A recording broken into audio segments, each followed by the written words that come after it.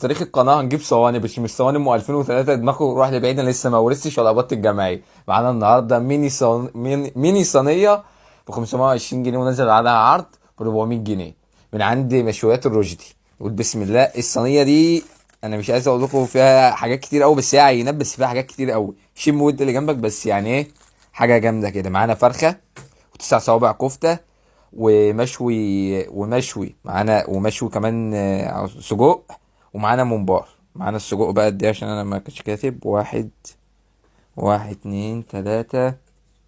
ماشي استنى كده، هما تلاتة وفرخة وواحد اتنين واتنين ممبار او تلاتة ممبار في حتة هنا، وتلات صوابع ممبار وفرخة ورز. كل ده ب 400 جنيه بالعرض، ومعاه مية سلطة وخمس سرغيفة واتنين طحينة والطماطم دي. نقول بسم الله كده عشان انا متشوق. اول مرة نجيب صوانية، اللي هيروح دماغه اللي انا ورثت لسه ما ورثتش والله يا جدعان.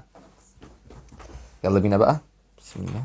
اول حاجة نشوف الفراخ كده ايه الريحة من عندي. اللي هيقعد جنبي كده ايه، انا عايز اقول لكم اللي بيصور هيموت وينقض على الصينية. بسم الله ما شاء الله، شكلها مستوية قوي. بص، استنى كده عايزين نشوف ايه الحتة اللي بيعملوها دايبة مش دايبة قوي. كسفتني يا رشدي قدام الناس، كنت عايز اوريهم اللي انا حتة كده في البلد. بسم الله. الفراخ مستوية ودايبة. عايزين بس ناخد حتة كده حلوة عشان ايه يبين كل حاجة.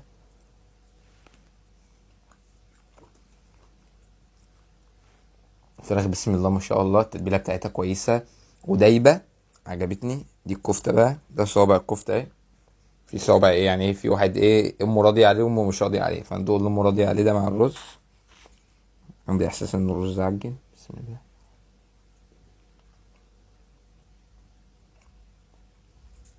الرز ما عجبنيش. حاسه ناقص شوية حاجات كتير قوي وعجن سنة. فندوق الكفتة كده بقول بسم الله.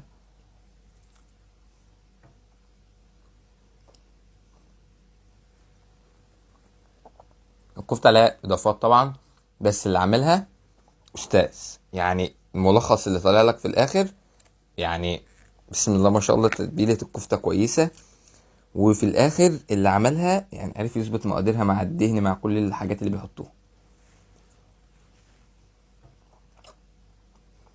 مع سلطة الطحينة بقى، الكفتة مع سلطة الطحينة في حتة تانية. انا متشوق بقى للممبار، للسجق المشوي. ريحته من هنا جامدة. بسم الله.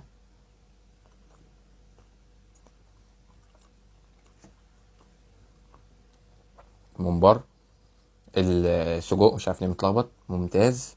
مع سلطة الطحينة كده بقى، بس الرز قفلني، ممكن ندوق معاه شوية رز كده نشوف هي ايه الدنيا.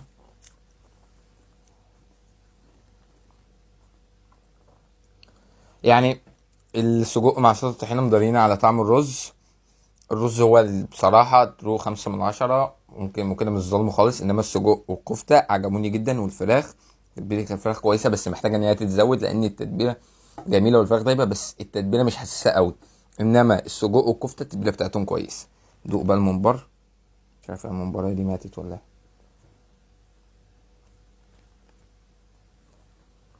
ايه. الممبار 7 من 10. مش احسن حاجة قوي ومش سيء، بس يعني ايه، محتاج فيه صرف شوية كده عليه. انما كتجربة تجربة ممتازة، بس فيها شوية تعديلات طبعا. نسيت اقول لكم مية السلطة دي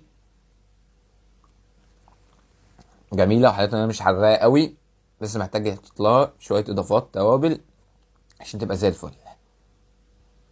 العنوان بقى، العنوان محل اسمه محل رشدي، مشويات رشدي. قدام في اخر شرق الحلو خالص بعد كلية التجارة، قدام محل السوبر ماركت البرديسي.